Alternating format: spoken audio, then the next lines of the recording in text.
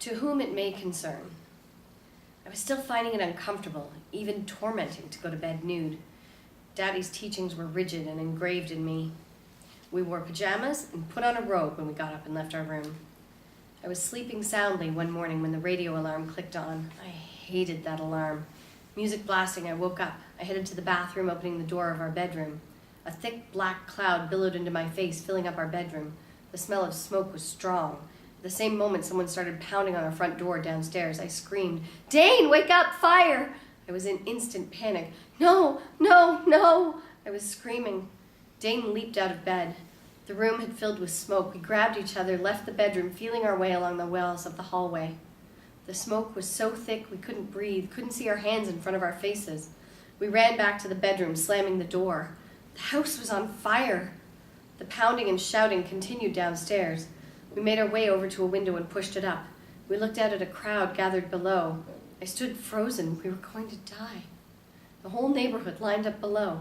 Some were holding each other, others crying, holding their hands over their mouths in sheer disbelief, but most were waving their hands frantically, screaming, "Jump!" The ground looked like it was 1,000,000 miles away. I felt terrified. I began thinking about the decision we had to make at that moment, nervously. It was a decision no one ever thinks they would have to make in their lifetime. To me, I had to decide to die jumping or to die in the fire. The room, which was filled with smoke and had us gasping for air, hanging out of the window. Horrifying stress. "You're going to have to jump, Danny. That's the safest route," Dane said. I melted in his arms, draped in my own tears, my mind blank. We clung to each other desperately. I could feel him trembling, yet trying to act brave. "You're going to be okay," he said. I had never loved him more than I did at that moment. "I can't do it," I began to cry. "I can't do it." "You've got to go first. I won't leave you," he insisted. I stood at the window, glaring down at the ground, teetering on the edge of jumping when someone shouted, "Use the front door. The fire is contained in the basement. Run! Right now, it's moving fast. Run!" Holding our breath, on the brink of blacking out, we slid along the hallway, stumbling and falling down the steps while hearing our front door crash open. Light burst into view and we headed towards the light. As we ran out into the open, I could feel the heat of the fire on my back. We'd forgotten we were both butt naked. I fell out onto the frozen front lawn crying. I couldn't even feel the cold. People pulled us to our feet and wrapped their coats around us. I collapsed into Dane's arms again. The furnace had blown up due to faulty wiring, and the landlords who lived in the downstairs apartment ran out, leaving us upstairs, saving themselves. They gave us no warning. It was the neighbor across the street that ran over and pounded on the door, eventually crashing it in. The fire truck and ambulance pulled up just as we burst out into the light. We lost everything in that fire. We'd only been married 8 weeks. The stress of fear of fire was something that lived within me for the rest of my life. To whom it may concern. I was staying with Daddy, Dane staying with a sister. I had excruciating cramps, a heavy, clot-filled period. I felt stress had brought me to the painful experience. I hadn't had a period the previous month, normal for me, so I figured this one was making up for lost time. I was so bent over, Daddy insisted on taking me to the emergency room. I was having a miscarriage. Everyone was thankful we survived the fire. I would have other children someday, they said. Dane was, as usual, unresponsive. I coughed up and blew black soot into tissues for months. So did Dane. He returned to the old flat to see if he could salvage anything. I refused to show my face in the neighborhood after running out in front of everybody, butt naked. There was nothing left. Black smoke and water had damaged all. Clothes had turned to ash, furniture had melted, and books turned to toast. Dane said the walls were blackened and chars, windows shattered, and water damage was everywhere, showing total destruction. We moved to another flat, downstairs this time with very little furniture. I refused to live upstairs again. When Dane and I got back together, I was experiencing the deep, searching kisses we once enjoyed. He had missed me. I missed several days of classes. It seemed the incident even drew Rael and I closer together. Over time, Rael came to dinner at our new place. Dane would go pick her up while I ran around putting the final touches on my housekeeping, dinner, and table setting. I wanted her to be impressed, to notice that there was something I was good at, homemaking. I had that certain competitive edge. Rael kept her dorm room a mess. threw her clothes around, and couldn't even boil water. We would laugh, play cards, and sometimes watch movies.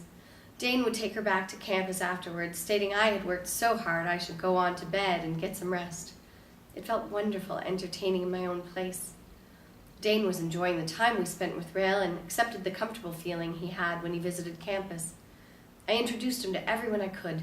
He'd even stopped complaining about my attending classes. Life was good, I thought. One afternoon I was walking up the path to Rael's dormitory, exchanging pleasantries with those who crossed my path. Dane and Rael were sitting on the steps. Dane reached over and gently brushed the shoulder of Rael's dress. There was something in his touch. There was something in his eyes. There was something in the way she held her head, something deliberate in the way she jumped up and sashayed in front of him, perhaps the deliberate sway of her hips.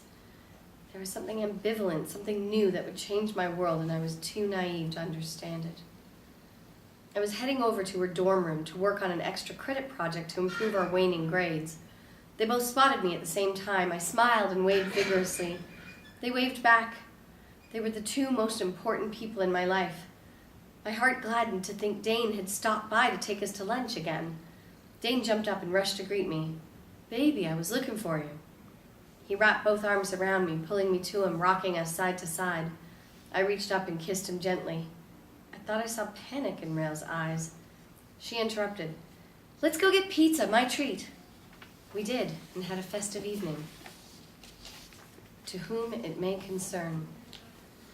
1 week later, we were lying in bed. Dane was fondling my breast and suddenly sounded like he was near death. "Hell no, I ain't having no babies," he screamed. I was dumbfounded. He jumped off the bed, rushing around the room, grabbing his clothing. I didn't move at first because I was in shock. I got up slowly and went to him to comfort him, not certain of what was wrong. He shoved past me, his face grim.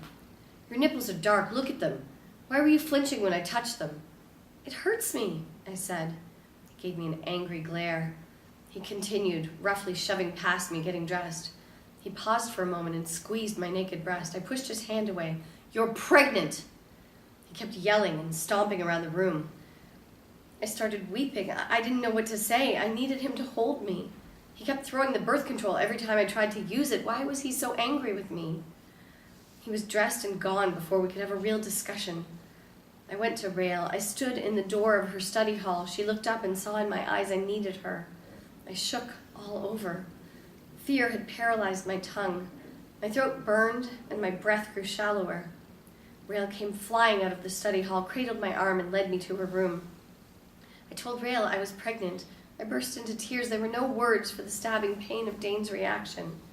I was crying so hysterically that she began to cry too. Tears were flying everywhere. My face was red, swollen, and ugly. We went to Planned Parenthood. I found out it was true.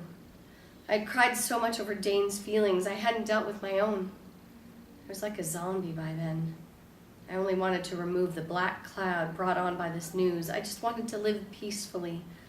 Life had left me fragile. I didn't want to lose Dane. Dane hadn't come home that night. The next day, Rael called. "You can take quinine, that will abort it," Rael said.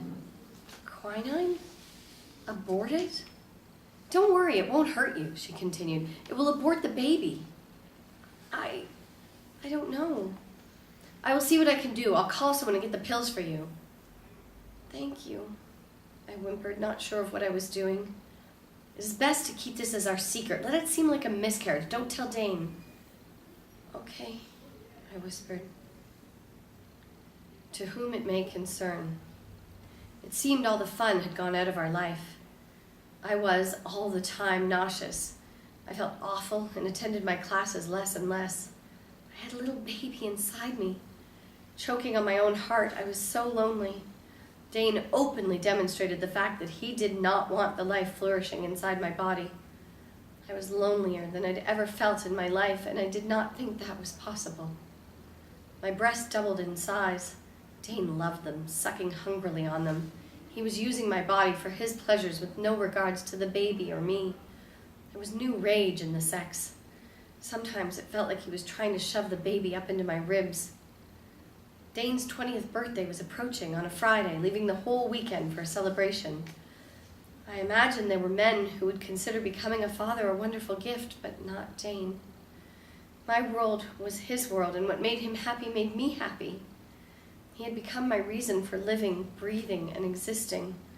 When we lay naked, face to face in the dark and move into each other, as selfish as he was, it pierced my soul.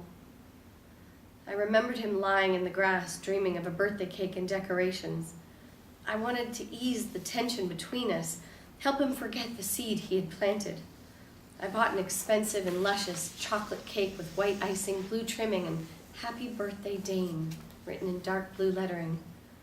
It was sitting in the center of the dining room table, surrounded with gifts wrapped in bright, bold, and beautiful wrapping paper with lots of bows and ribbons.